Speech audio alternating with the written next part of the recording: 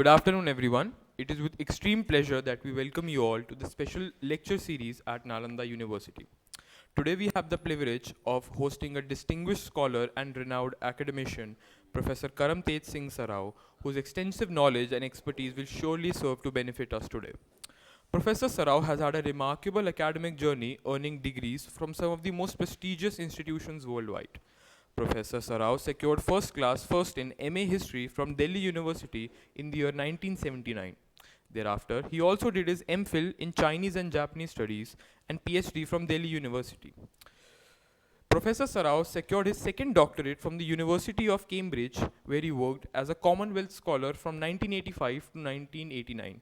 After having taught for over a decade at the prestigious Kirodimal College of Delhi University, Professor Sarao joined the Department of Buddhist Studies in Delhi University in 1993, where he retired as the professor head. In addition to his formal academic qualifications, Professor Sarao has also earned a postgraduate diploma in Pali language and literature and a diploma in Fortran 77, demonstrating his diverse interests and skills in both the humanities and technology. Professor Sarao is also a prolific author and editor with numerous contributions to Buddhist studies and related fields. Some highlights of his extensive list of publications include books and monographs that he has authored and edited, such as the Buddhism and Jainism, Encyclopedia of Indian Religions, and The Decline of Indian Buddhism, A Fresh Perspective. One of his notable areas of specialization is the study of Guru Nanak and his traditions, which adds a unique dimension to his academic profile. We are indeed fortunate to have Professor Sarao with us today at Nalanda University, where he will be delivering his lecture on the topic Uddasin Sampradaya, Guru Nanak's Devotional Tradition. The lecture will delve into the rich spiritual and devotional practices rooted in the Uddasin tradition, shedding light on the profound teachings of Guru Nanak and the significance in the broader context of Indian religious traditions. The Uddasin Sampradaya, rooted in the spiritual teachings of Guru Nanak, represents a unique devotional tradition that embodies both detachment, Uddasinata, and active spiritual engagement. As highlighted in today's special lecture at Nalanda University, the tradition holds immense significance in understanding Guru Nanak's approach to devotion. Unlike ascetic traditions that advocate complete withdrawal from the world, the Uddasin tradition, which was later formalized by Guru Nanak's elder son Baba Sri Chand, does not view detachment as an escape from responsibilities, but rather as a means to cultivate spiritual clarity and selflessness. The lecture today sheds light on this very aspect, how Guru Nanak's devotional philosophy, infused with profound humility and universal love, laid the foundation for the Uddasinas. The tradition has influenced spiritual practices across India, shaping the way devotion is understood beyond rigid institutional boundaries. With this, we welcome you, sir, to the lecture series by SLLH. Tanvi Suman, a student, would like to present you with a bouquet. Uddasin Parampara. This Parampara originated in Punjab, has very close connections with Sikhism. Though, of course, there were a lot of parting of ways. Oh, I can't read my own computer. My eyesight is very poor. Okay. The founder of Uddasin Parampara actually was Baba Nanak, first Guru of the Sikhs, his son. A lot of credit is given to Guru Nanak, the first Sikh Guru, for the Uddasin Parampara, Sampradaya, because Shri Chand owed a lot to his father. He was trained by his father, and Shri Chand learnt Sanskrit in Kashmir just like his father under Pandits, and Baba Nanak himself was teaching his son Sanskrit and Vedanta and that kind of thing.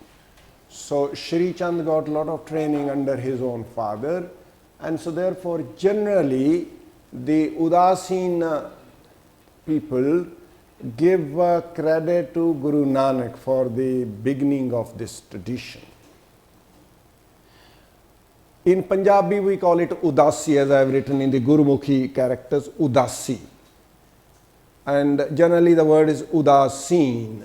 Those of you who are familiar with Sanskrit, the adjective Udasin. Okay. I'm used to calling it Udasi. And Sampradaya is called in Punjabi Samprada. And Brahman, the highest authority, is called Brahm in Punjabi. So when I say talk about the Udasin Parampara, so there is a lot of Punjabi into it, okay, and forgive me for that. And so whenever you have any doubt, just stop me, okay, no problem at all.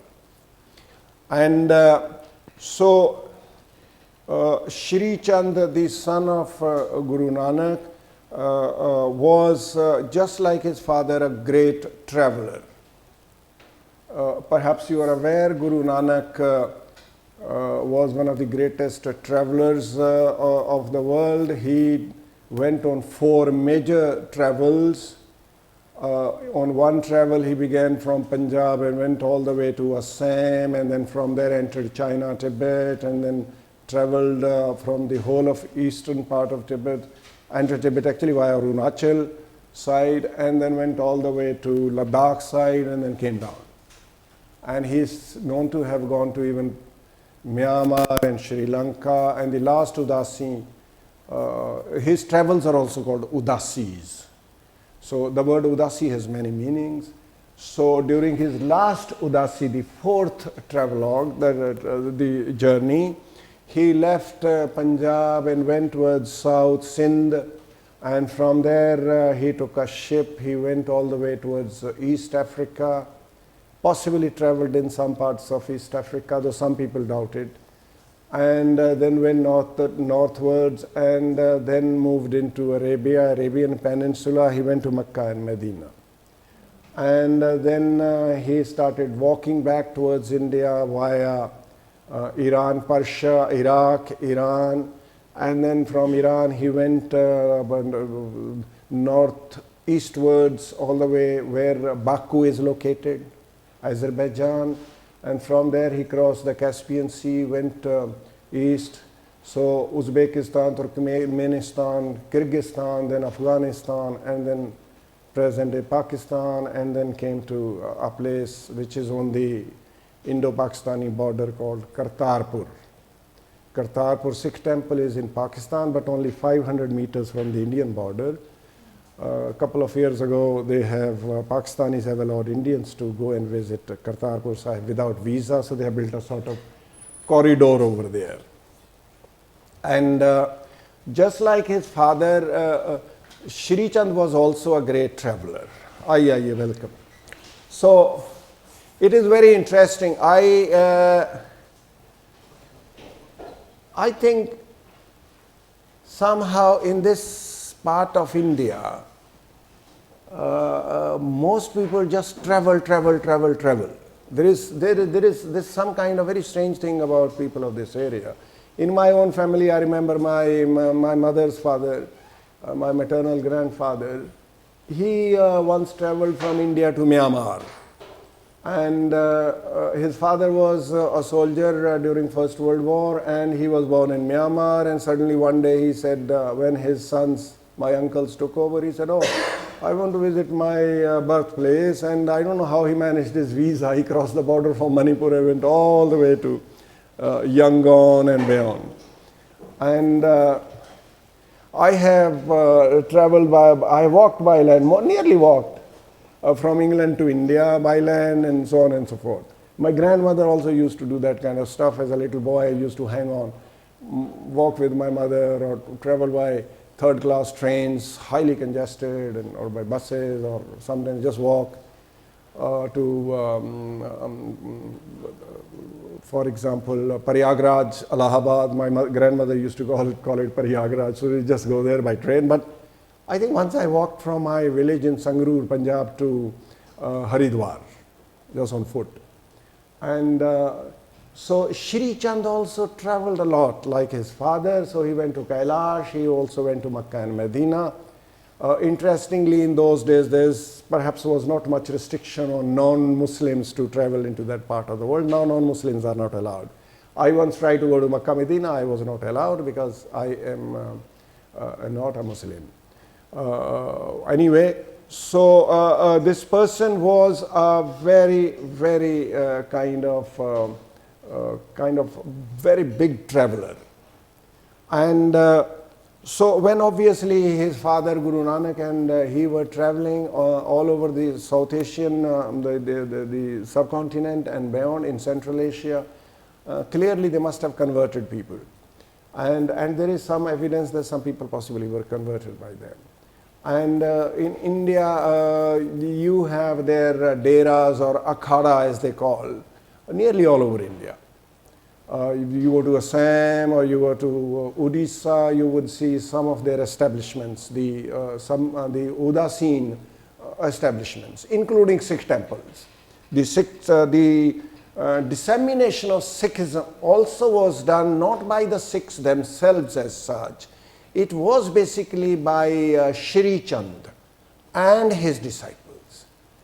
So whatever kind of Sikhism you see today, a major portion of this in Punjab and nearly the whole of this outside Punjab is basically the credit goes to the Udasin sadhus who disseminated Sikhism, Guru Bani, and the teachings of the 10 Gurus in the most of this South Asian subcontinent.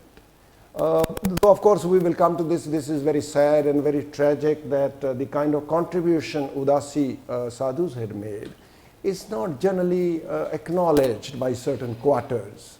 In Sikhism also we had various kinds of developments that took place, and I have very closely attended some of their meetings, which are something like one Sikh with another Sikh, though I am not exactly a very religious person, but because I was born in a Sikh family, unless I have to compete for resources in the Sikh community, let's say if I have to stand in election in Punjab for legislative assembly, probably Akali Dal would not give me a ticket because my 5K symbols are missing. I don't wear a turban, don't carry a sword, etc.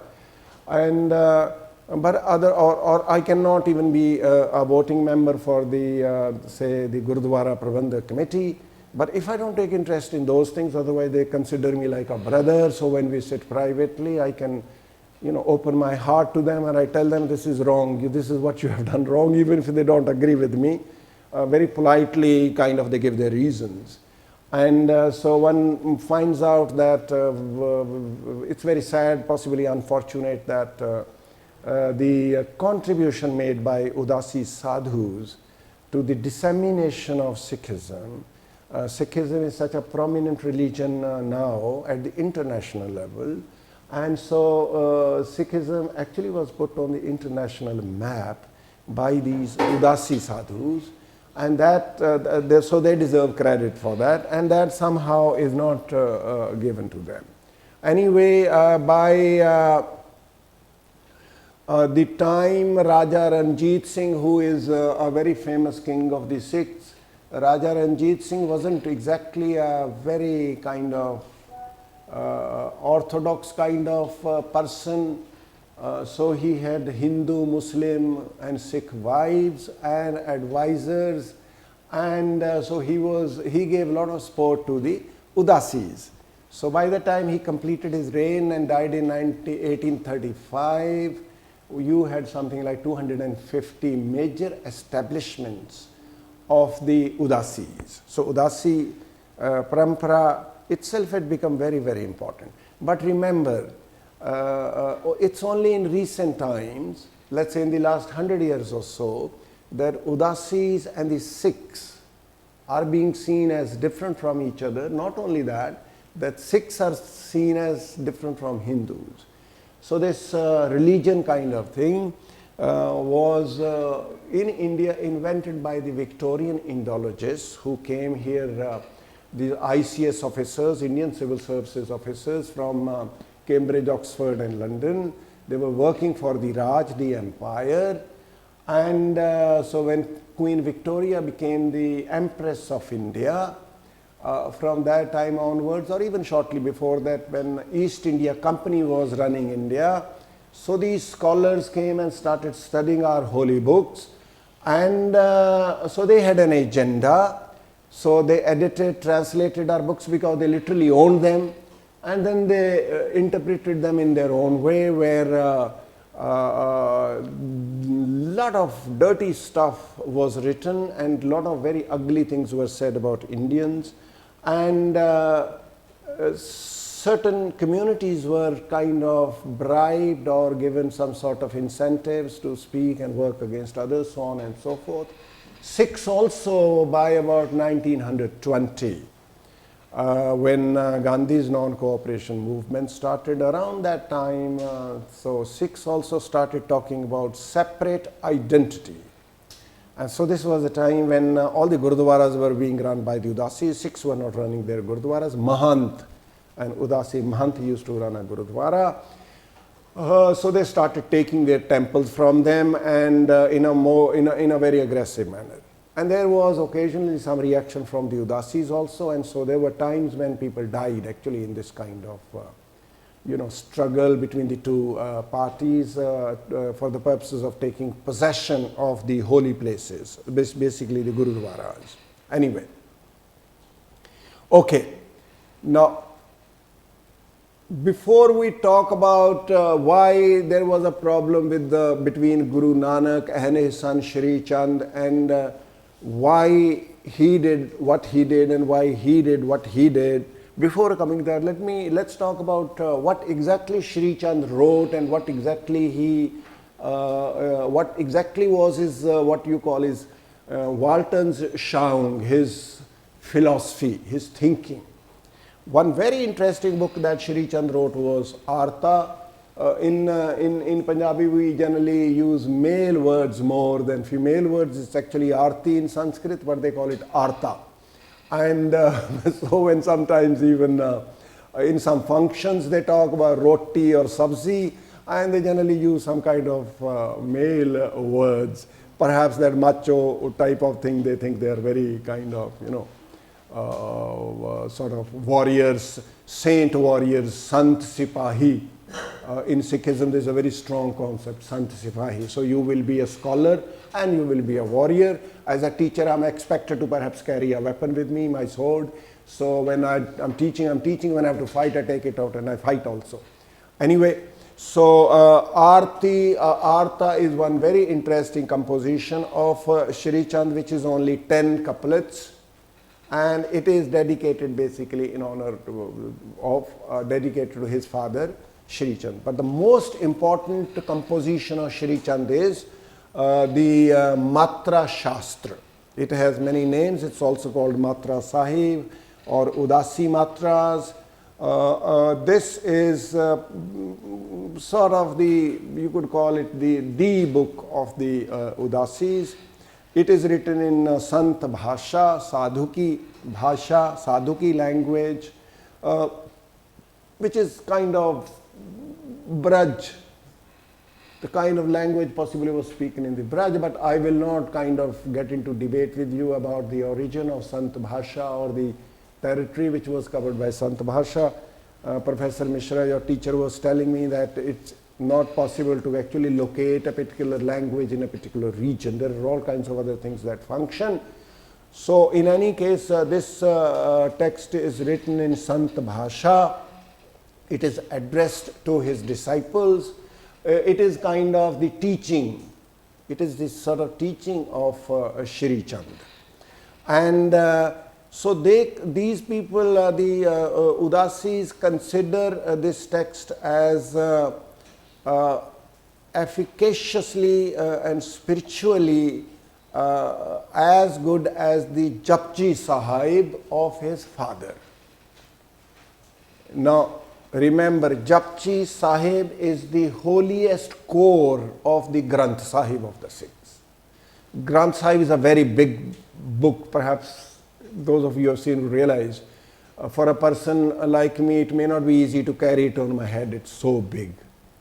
And so I remember as a child, even now when I visit my family members, say my sister or other members in the family, they normally don't keep this big holy book in the house because there are all kinds of rules in terms of preserving its purity. But they keep the Japji Sahib. In every family you would have the Japji Sahib. It's a small booklet. It was written by Guru Nanak Dev. The first verse of the Japji Sahib is Mool Mantra, which is about the Almighty, the definition of Brahman or the Almighty. What is the ultimate power? Immortal, everywhere, this cannot die, doesn't have any enemy, so on and so forth. The Vedantic sort of definition, but Sikhs, we will come to this later, Sikhs think, no, it's different. It's not Vedant. When you say, no, it's really Vedant, then say, no, you are interpreting our Mool Mantra in the Vedantic manner, Vedantic interpretation. So they, Ek Onkar, God is one, they say, no, you can't translate like God is one, Brahman cannot be written, you can't write, you cannot explain in normal words, and you cannot even visualize. Humans are incapable of visualizing what is ultimate authority, even in Vedanta Brahman. But then they would say, no, it is much more than that and is different.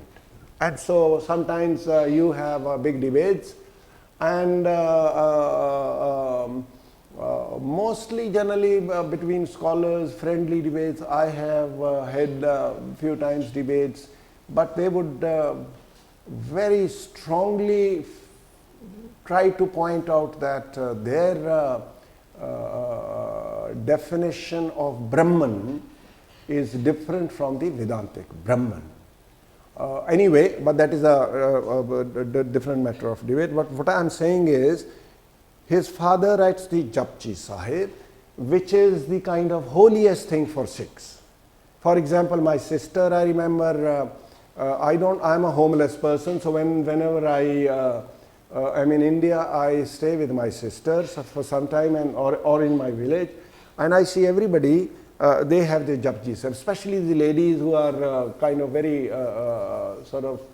devoted towards their faith, and so they would, when they are, let's say, traveling in a bus, so they would open this book and they start reading it. I remember one of my nieces, her daughter wasn't doing very well in school. She would go, I think once in a week, to one of the Sikh temples, sit in a corner, read the Japji Sahib 101 times. And once she told me that if her daughter does very well, she gets into medical school, she will read it 101,000 times, ek lakh ek. And so they Sikhs consider this as a very special holy book. And I remember my grandmother used to tie it on her belly. So she had a kind of loose garment with a pocket in front, and she would keep it there, close to her body, and so she felt sort of very secure, or whatever you want to call it, but kind of very important for her to keep it there, as if it will protect her from all kinds of dangers. So very important text for the Sikhs, written by Guru Nanak, Shri Chand's father. And so the Udasis believe that the Matra Shastra is as holy for them as the Japji Sahib of Shri Chand's father. And 17th Ashtapada of the Sukhmani Sahib was also written by Shri Chand. Now, second small text of the Sikhs is Sukhmani. I remember my relatives in Germany, England and Canada, whenever I visit them, I tell them I'm coming. They say, okay, bring one copy of Sukhmani Sahib and bring one copy of Japji Sahib. Otherwise, you are not allowed to enter our house. So they take them so seriously, and you would see a typical Sikh household if you visit them. Somewhere in the house they would keep definitely these two small holy books, Japji Sahib and Sukhmani Sahib. So what a wonderful, fantastic thing that these two most precious books of the Sikhs were written by these two personalities. Shri Chand contributed to this, and his father wrote the rest of them. And then also you have another book called Matravani, It consists of 39 sort of duets, which is a succinct presentation of the Udasi philosophy. So most of the Udasi philosophy is kind of available in the Matravani, this text. Shri Chand also wrote commentaries on the Vedas, Upanishads, and Vedanta Sutras. Now this is very interesting. When you go to a typical Udasin temple, you would see them, perhaps you would see the holy books of the Sikhs, the Granth Sahib over there, and they read it and they worship it. And you would also see the Gita and the Upanishads and the Vedas there. And here is a catch. Sikhs say only book which you should respect and bow before is the Granth Sahib, not other books. We sometimes get into all kinds of difficulties. I see some of my family members getting into difficulties. For example, some of my family members go to an Udasin Dera. And I was talking to the incumbent of this Dera, and he was telling me that, I was joking. Sometimes, you know, I don't know whether you are aware of this. You must be, but perhaps haven't paid attention to this. Sometimes if you want to pass around a dangerous idea, you say it and say you are joking. You say, oh, I'm joking. It is actually not a joke. It is not a joke. Somebody is testing how would people react. If the reaction is not very strong, then you slowly further promote it. Just like our friend Trump, 51st state. And I remember that day I was in Toronto, the Premier of Ontario, Doug Ford, said, oh, he's a very funny person, oh, big joke, ha, ha, ha, ha. And even Trudeau was saying, oh, yeah, it's a joke. And a couple of days later on, they realized that Trump is not actually joking. He's serious. He's serious. And now these guys are shaking. Now they're having election after a month. They're just shaking. I remember because my wife is Canadian. So she was telling me, she said, you know, maybe I'll come to India. Things are too bad. This guy is a crazy man. He might drop an atom bomb if they don't agree. Anyway, so sometimes, you know, you drop an idea and say, oh, I'm joking, and then, you know, that kind of thing. So this kind of stuff you see here also. And so sometimes you realize that the kind of thing that has happened between the two sides is really very confusing. Are they really serious, they mean this, or they do not? And then the difference between private conversations and the public conversations. This also I see with some of my very good friends, some of them very senior, private and public, like Dr. Karan Singh, the former Raja of Kashmir.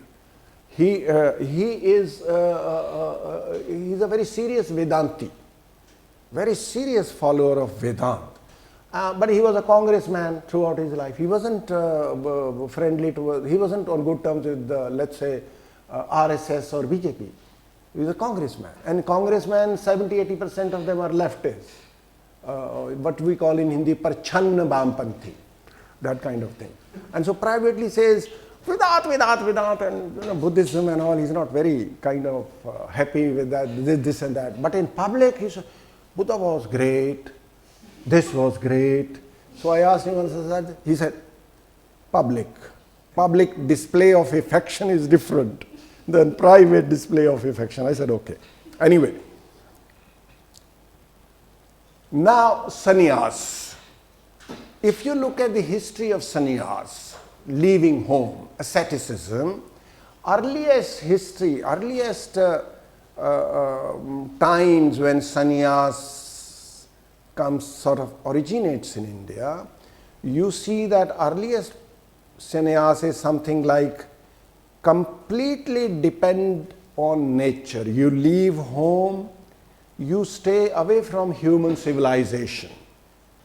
You do not depend upon humans or human society at all. You cut yourself off from society. Basic needs shall be fulfilled by you from nature. How do you do that? First, you cut down your needs, cut down your basic needs, and control your drives. Control your drives. 3 major drives. Control them and cut yourself off. And so you fracture out of the society completely. Now Buddha made a change in that. Buddha said a sannyasi is also a teacher, and a teacher must have students, shishya, and must share his wisdom. And so therefore the Buddha started building viharas, or Buddhism started staying in viharas on the outskirts of human habitations. So sannyas is brought to the neighborhood of human habitations. Earlier it is in the forest or in the desert or in the caves. Now it's brought to the outskirts of human habitations. And Guru Nanak brings it right into the kitchen. When Guru Nanak completed his 4th travel, he comes to Kartarpur and he disrobes himself. He was wearing the robe of a Udasi sadhu. He was an Udasi, and he disrobed himself and he became a layperson. And he, now even the Sikhs today, they have their own explanation for this. And by the way, Sikhs believe a priest must get married. Unlike certain other traditions where any kind of sexuality is seen as utterly harmful to spirituality. Utterly harmful. If you are a sexual person, you have absolutely no chance of salvation, moksha or nirvana or whatever, in certain traditions. And in certain traditions, the solution that was found was that you can live as an ascetic at home. You can do whatever a sannyasi does in the forest or in caves or in the desert, you can do at home. At the same time, you can look after your family, do your family duties. Instead of abandoning your children and wife, you can look after them, do your duty as a householder, and can also work for your salvation. So, and still there is a lot of debate. Some people would say, well, sannyas is a sort of faster, shortest way to... Sorry, I apologize. A lot of people have got letters from Vietnam today about the Visak that is celebrated. A lot of freeloaders from India go there, something like 200 every year. So some of the people who haven't got the invitation and the air ticket, so they are now jumping like monkeys everywhere. Some of them are calling me, they think I can get them tickets from them. Anyway, so some scholars, monk scholars would say sannyas is the shortest way to salvation. This is a very long way, so on and so forth. Anyway, so here Guru Nanak brings it right into the house. Now problem with it's not moving. Okay. Now, his son Shri Chand goes back to the sort of original thing. Shri Chand says, I think this is the best way, perhaps said the only way.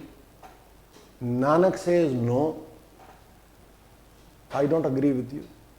Now, the level of disagreement. There is one section of scholarship which says there was utter disagreement between the two.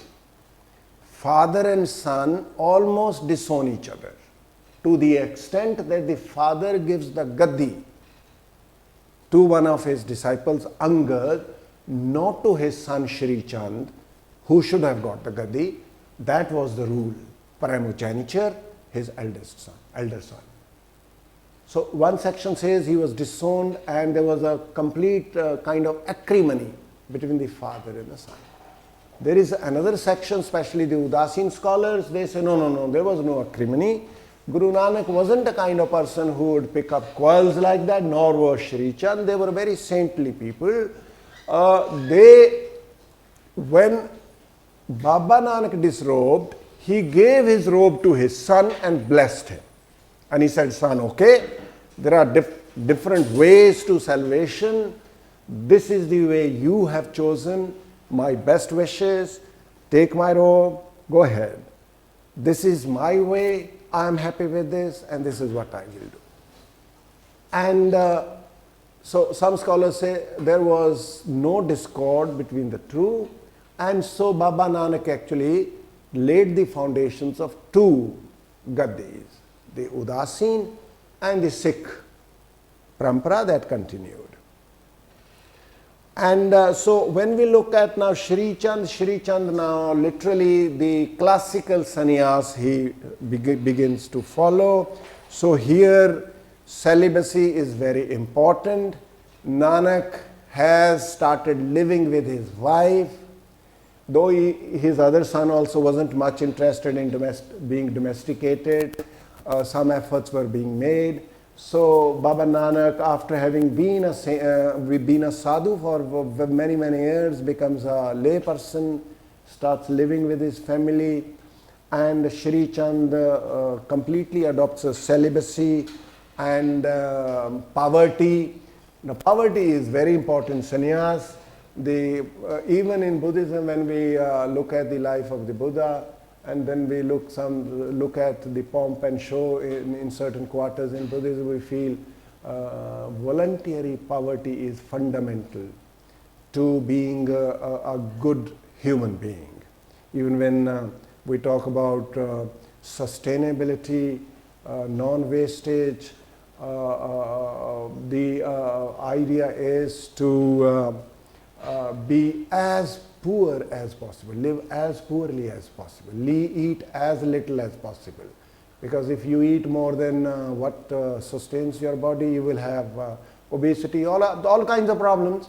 So eat only that is enough to sustain you. Wear only that is enough for you to cover your body. Instead of if you can do with maybe 4 shirts, why should you buy 5? Anyway, so here Shri Chand now, complete poverty, no possessions. So he adopts that kind of life. And also Shri Chand, because he goes back to that classical asceticism, various kinds of dhutgun, dhutangs.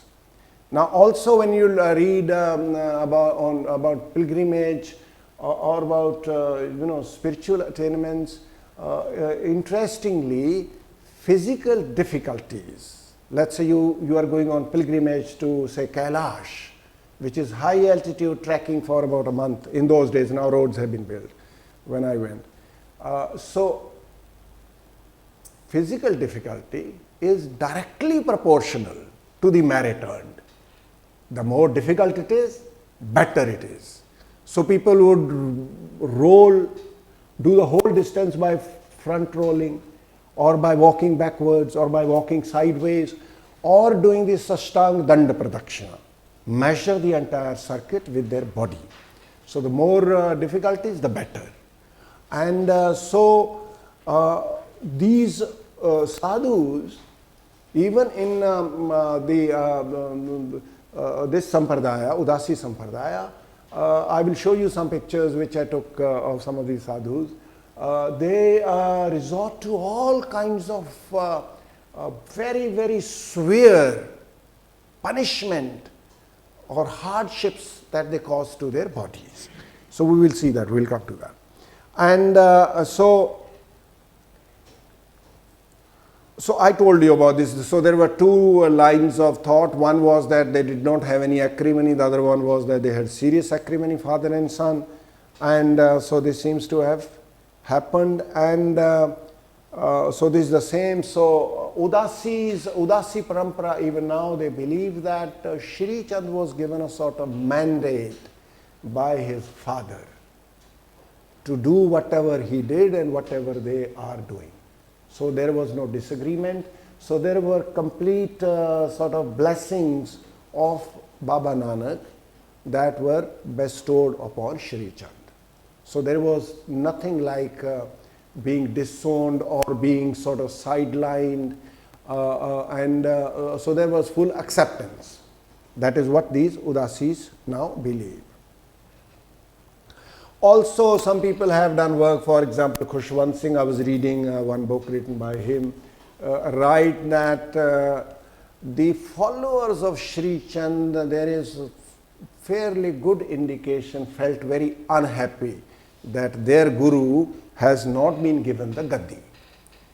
So there may have been, even if father and son did not necessarily have a quarrel, and the followers possibly may have had some, a kind of misunderstanding or some problems between themselves. And so generally it is accepted, as I said, by the Udasins, that 2 gaddis were started, and then the second guru Angad, and then the third guru Amar Das. Now there is a kind of very careful, respectful distance. For example, we generally use this expression when at the diplomatic level you and somebody you hate are put together. In a meeting where Modi meets Xi Jinping or Trudeau. Modi hates Trudeau, and I think all of us hate Xi Jinping when all 3 of them are there. So then you very smartly, respectfully, you keep distance, respectful distance. So Guru Amar Das and a couple of other gurus are sort of keeping respectful distance. So they are preserving and keeping control of their tradition, which ultimately becomes full-fledged Sikhism under the 10th Guru. And they are not being disrespectful to the Udasins, but at the same time they are not really getting close to them. But slowly few situations bring them together, especially at the time of Guru Arjan Dev, and after him, when one of the gurus offers his own son, Gurditta, to the Udasins, Guru Har Gobind, he offers his own son to him. And this really brought them together. Why did this happen? If you look at the Mughal history, Guru Arjan Dev had been cooked alive by one of the Mughal emperors. Guru Har Gobind had no choice, but he had to raise an army to fight against them. And in Hindus in general, in certain areas of India, they started literally arming themselves against the Mughals. And those of you who are familiar with the other sadhu paramparas of India, we have a very powerful parampara in the Varanasi region also, where sadhus started arming themselves. So Shastra and Shastra, both are being put together, and here Guru Har Gobind also decides to raise an army. And so now most of the so-called Sikh warriors, soldiers, the Sikhs who start waging a sort of war against the Mughals, they go into the forests and they are now waging guerrilla sort of warfare against the Mughal army or the Mughal officials in that part of India, northwestern India. And so Har Gobind invited the Udasis. Shri Chand was still alive. Apparently he died at the age of 135 years. And to kindly take over the preaching and the dissemination of the Gurbani. So now Udasis come into sort of full play, they take over completely. So the so-called Sikh movement now is under the complete control of the Udasis, including at the time of Guru Gobind Singh. I think the Gurudwaras were being looked after by the Udasis, new Gurudwaras are being established Deras and dhunas are being established, akhadas are being established, and all this work is being done by the Udasis, and all the temples, including temples like Nankana Sahib, were being run by the Mahants. You did not have a Sikh priest looking after these temples. It was the Mahants who were looking after these temples. And then the king, later on when the Mughal Empire completely disappeared and the British came, and Ranjit Singh had a treaty with the British in 1809, Satluj, and on the other side the whole of North Pakistan was under the control of Ranjit Singh with capital at Lahore. Ranjit Singh was very fond of, as I told you earlier, of Udasis, and he extended a lot of financial support, and by the end of his reign in 1839, we had 250 major establishments of the Udasins. Now, what went wrong? When you come to around, say, 1870s, the Singh Sabha is formed. So there are certain quarters amongst the Sikhs talk of identity, because the Guru made soldiers, 10th Guru, who were, it was a kind of uniform, 5 Ks, turban and hair and comb and sword and big half pant. And so a Sikh soldier was supposed to have that, wear that uniform, and one way or the other, normal Sikhs also started sort of using these symbols, at least some of them. So now Udasi sadhus are living totally a different kind of life. Some of them don't even wear a shirt. So they are sort of half naked. They only wear a langot like a wrestler. If you see Baba Shri Chand's pictures, he only wore a langot. And so the Rahat Maryada of the Sikhs. By 1920s, they began openly talking about it. Rahat Maryada. The code of conduct. What exactly is a good Sikh? And so from time to time, various Rahatnamas, codes of conduct were passed by the Gurdwara Prabandhak Committee, Shromani Dal, even Akali Dal came into play later. So the Shromani Gurdwara Prabandhak Committee, which was supposed to look after these Gurdwaras or look after the morals, so-called morals of the Sikhs, they brought in various kind of codes. And so Udasin sadhus did not really fit into it. Or they may have been other forces at work which I wouldn't like to talk about here, but ultimately the harsh reality is that the dress code of the Khalsa and the dress code of the Udasi sadhus were totally different, absolutely different. And so therefore this was a kind of one very major parting of ways between them. So as a result, now what happens? For example, when I have private conversations with some of my, some of the scholars, let's say Damdami Taksal, which was represented by Jarnail Singh Bhindranwale, who strangely are more friendly towards the Udasins than, let's say, the Akali Dal or the Gurdwara Prabandhak Committee in general. When I talk to them privately, on the whole, they say that when you start talking to them about the contribution of the Udasins to the dissemination of the Sikh faith, the establishment of the Gurdwaras, protection of the Gurdwaras, and even Mool Mantra that you look at is written by Guru Nanak Dev, of course, but the first Guru, but he was father of Sri Chanda as well, and this looks like Vedant is Vedant. They generally tend to see the origins of their culture, civilization or whatever only from Guru Nanak Dev, and Udasins who come after Guru Nanak Dev, even their role is they generally tend to sort of leave it aside.